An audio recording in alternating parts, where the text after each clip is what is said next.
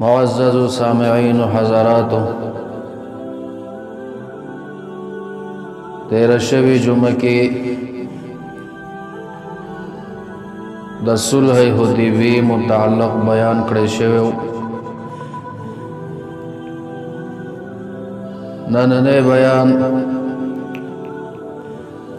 د غزوہ خیبر متعلق کیدونکی دی. خیبر ته خیبر ولی وای؟ نو خیبر اصل کی دا قلعی ته ویل کیږي او دې کې هم قلعه‌ګانې وي. د ښار په مختلفو ګوټونو باندې اته مشهورې غټې قلعه‌ګانې وي او خیبر د مدینه منورې نه 300 کیلومتره فاصله کې ده.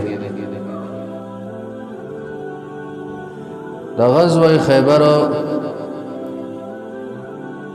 منځ ته د راتلو دپاره سبب هغه څنګه جوړ شو؟ کله چې نبی علیہ الصلوۃ والسلام مدینه منورې ته هجرت وکړو، نو د هجرت مدینه نه وروسته په مدینه منوره کې انصار صحابه کرام او دغه رنګ مهاجرین او د انصار او مهاجرینو نه علاوه یهودیان هم آبادو. د یهودیانو یو څو مشهور قبیلې وې دغلته، چې یوه ورکې بنو قینقاع وه، دویمه ورکې بنو نذیر وه او دریمه پکې بنو قریظه وه. د دې درې واړو قبیلو د یهودو او د انصار و مهاجرین صحابه کرامو میثاق مدینه په دې پیش نظر وشوله چې امن و امان د مدینه منورې پکې برقرار وساتلی شي. د هرې ډلې نه په دغه میثاق باندې او مضبوطه وعده واخیستلی شوه. څه وخته پورې دا یهودیان په دې باندې عمل پیرا شو، خو بیا بنو نذیر او بنو قینقاع دغه وعده ماته کړه او د میثاق مدینه خلاف ورزي وکړه. نو دغه میثاق مدینه د خلاف ورزي په بنیاد باندې دا خلق د مدینه منورې نه وایستلی شو، خیبر کې آباد شو. بیا څه وخت تېرېده، دغه یهودیانو د خیبر په خپل منځ کې دا مشوره سره وکړه چې موږ یې د مدینې منورې نه راایستلی یو او موږ به د اسلام په خلاف باندې یو جنگ اعلان کوو او زموږ چې دا کومه بېعزتي او بې حرمتي کړې ده په راویستلو د مدینې منورې سره، نو موږ به هم په مدینه باندې حمله کوو. دیو چې خپلو منځونو کې دغه صلاح وکړه ده، نبی علیہ الصلوۃ والسلام مبارک ته د دیو دغه ارادو خبر ملو شو چې خیبر والا په مدینه منوره باندې حمله کول غواړي. نبی علیہ الصلوۃ والسلام مبارک خپل صحابه کرام راغونډ کړل او د صلح حدیبیه اسلام پر دې خو باندې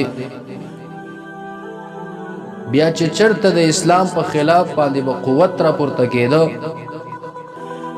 نو چې دغه قوت مضبوطیږي او خپل قوت ته رسیږي، نبی علیہ الصلوۃ والسلام په دغه فتنې د ختمولو د پاره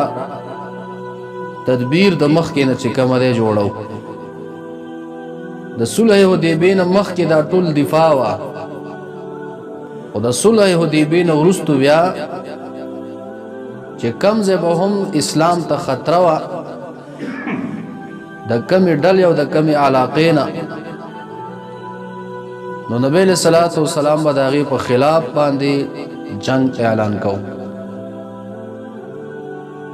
نو کله چې د خیبر ولو معلومات راغلل، نبی علیہ الصلوۃ والسلام هغه صحابه کم چې صلح حدیبیه کې د نبی علیہ السلام سره په یو روایت باندې 200 تعدادو، په دویم روایت باندې 1400 صحابي کرام د دیو غلخکر برابر کو او د خیبر په طرف باندې روان شو. چې ما مخکې عرض کو دا د مدینه منورې نه 300 کیلومتره کې لري دی. کله چې نبی علیہ الصلوۃ والسلام په لاره کې روان دی، نو لاره کې بل قبیله د يهوديانو راځي په نوم د بنو غطفان باندې. د بنو غطفان چې هم مسلمانان ولیدل، نو دیوم دا اراده وکړه چې موږ د مسلمانانو خلاف وکړو او د يهوديانو سره ودرېږو، ځکه دا هم د يهوديانو یو قبیله وه. او دیو چې د مسلمانانو هغه لښکر ولیده، بس د خدای سره هغه غیبي امدادو د دیو په زړونو کې تیاره ولیده. یاره وې څه به د دیو سره جنګېږو، بس دی پوه شه او خیبر والا پوه شه. خپلو کورونو ته ننوتل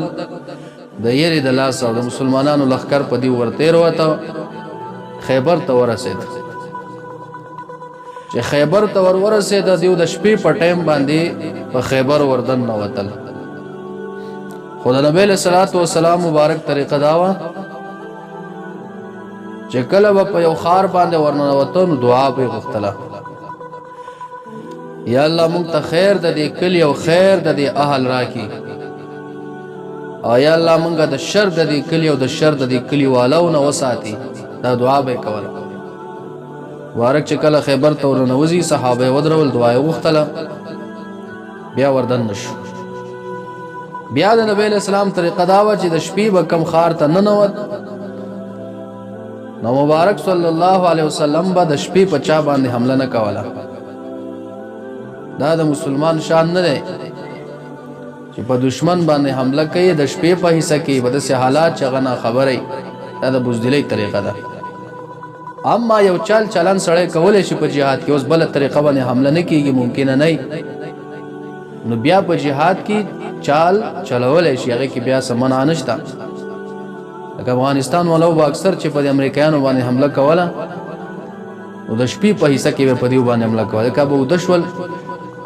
دفاع به بیا مشکله وه د مسلمانانو. دیو پې حمله وروړه، ډېر کافران به یې مردار کړه. نو نبی علیہ الصلوۃ والسلام صحابو ته فرمایي چې موږ د شپې په حصه کې په چا باندې حمله نه کوو، او تاریخ راغلی چې مبارک په صبر کو سهار بانګ ته. که چا به په دغه کلي علاقه کې بانګ وویلو، بیا به نبی علیہ السلام جهاد نه کوو، که هو مسلمانانو بیا، او که بانګ به ونه ویلی شو، نو بیا به نبی علیہ السلام جهاد کوو. کله چې سحر شو، خیبر کې اذان پورته نشو، نبی علیہ الصلوۃ والسلام مبارک خپل صحابو ته حکم فرمایي چې حمله پې وکړي. د سحر په حصه کې د یهودیان خپلو کورونو نه راوځي، پټو ته روان دي، څوک بازارونو ته روان دي. چې صحابه کرام ولیدل د مسلمانانو لښکر چې په خیبر باندې راننوتی دی او د دیو په خلاف باندې جنگ کوي، بدی حمله کوي، سخت پریشان شو او ډیر ګډ وډ شو.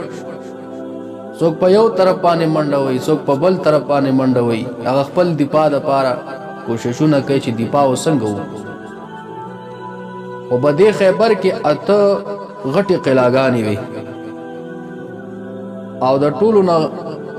غټه قلعه چې د دیو سره کمه وه، ډېره مشهوره هغه قلعه قاموس وا او د دې مشهور پهلوان مرحب پدې کې دنو اوله قلعه باندې نبی له صلوات والسلام حمله کوله داغینو مو قلعه ناعم او پدې حمله زکا ول کوله چې ټول جنگي سامان پدې قلعه ناعم کې دن پروتو جنگ چې دوی څومره اسباب او څومره اسلحه وي هغه په دې قلعه ناعم کې خو دی وي چې نبی له صلوات و سلام د په دی باندې حمله وکړه په قلعه ناعم دا ډیره په اسانۍ سره فتح شو يهوديان ته شکست ورکو دا قلعه تی واغستله پدې کې چې کم ساز او سامان د جنگ اسلحه وا آی ټول د دیو نواغستله بیا نور لوی وړې قلعهګانې چې کومې وې د قلعه قاموس نه علاوه دا هم ډېرې په اسانۍ باندې فتح شوې یعنی د یهودیانو نه واغستلې آیت وزغلول آخر کې قلعه قاموس چې دا ډېره غټه قلعه د دیو مشهور پهلوان مرحب دا په دې قلعه کې دننه ناسو دا پاتې شول آخر کې د دې د فتح کولو لپاره نبی له صلوات و سلام حضرت ابوبکر صدیق رضی الله تعالی عنہ د چند صحابه کرامو سره ولېګ چې دا فتح شي خو لیکن فتح نکړې شول صحابه کرام واپس راغلو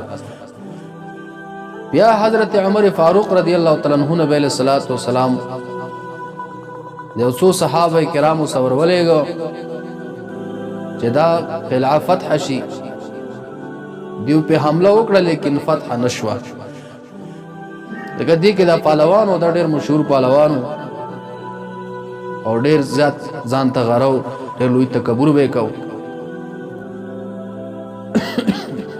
نبی له صلوات و سلام مبارک فرمایل سبا توزه دا جنډا د سکست ور کوم چې هغه بد الله او د رسول ډېر زیات خوخي الله او رسول و سره محبت کوي او داغه په لاس باندې بدا قلعه او دا خیبر فتح کیږي و سبا ته انتظار کوي هر صحابي مبارک سره کې دا تمنا لري چې کاش چې دا زوي او هر یو ځان یادې چې دا وزایم چې کله سبا سحر را ورسېد نبی له صلوات و سلام اعلان کوي آینا علی رضی الله عنه چرته دی صحابه کرام عرض کوي یا رسول الله د حضرت علی رضی الله تعالی عنہ مبارک ستر کی خوګری هغه د جنگ کولو نه دی بیمار دی مبارک فرمایل علی ابي رای ولای مال چې حضرت علی رضی الله عنه نبی صلی الله علیه وسلم ته پیش شو او مبارک ستر کی خوګی وی په خوګ وجود باندې نبی صلی الله علیه وسلم مبارک توکتل لاړې مبارک د خپل خلین راواغستلې وګوته مبارکه او داغه په سترګو باندې راخ کو دري چې علي رضوان هستر یو غړولې دا سه برابر شو ویل ک سره چې بیماری ور باندې نه راغی او معجزه و د نبی له سلام علي رضوان له جنډا ور کړلا او تاریخ لیکي چې دا جنډا د نبی له سلام په دی ورځ سپینه جنډا و سپینه جنډا نبی له سلام حضرت علي رضوان له ور کړلا او صحابه کرام ورسره ملګری کړي او چل او عزت ډېر په آرام او په سکون او په عاجزۍ باندې ورشه میدان ته اول وی اے علی رضی الله تعالی عنہ د کافرانو لا دعوت ورکړه د اسلام کدیو دعوت قبول کو او اسلام راوړو نو استاد لپاره ک یو کافروم ستا په دعوت باندې ایمان راوړي دا تعالی د سرو او خانونه بهتر دي عربو کې سرو او خان ډېر قیمتو دا تعالی دا غینه بهتر دي ک یو کافر ستا په لاس باندې مسلمان شي حضرت علی رضی الله تعالی عنہ مبارک لاړ مخامخ دغه قلعه ته ودرېد چې ګوري دغه قلعه قاموس نه چې کومه ده مرحب پهلوان چې ډېر یو متکبر انسانو هغه راووت ډېر په تکبر سره او اعلان کوي چې اے علی تما پیژنې او کنا ټول خیبر ما پیژني